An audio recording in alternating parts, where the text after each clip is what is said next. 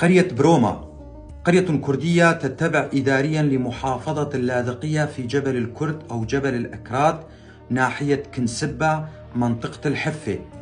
تبعد عن بلدة سلمى حوالي 5 كيلومتر.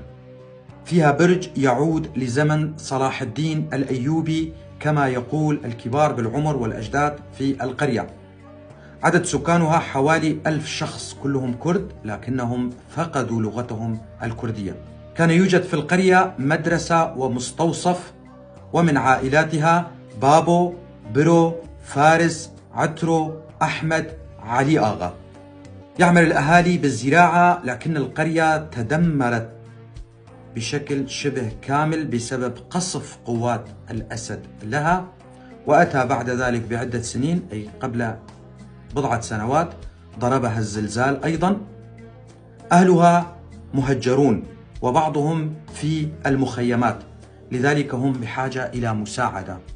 لأجل ذلك أناشد حكومة إقليم كردستان والإدارة الذاتية لشمال وشرق سوريا وكافة الأحزاب الكردية، والكرد من أصحاب رؤوس الأموال، أن يمدوا يد العون والمساعدة لأهلنا في قرية بروما وكامل قرى جبل الأكراد، سواء في اللاذقية أو حما أو إدلب، لأنهم في حالة يرثى لها.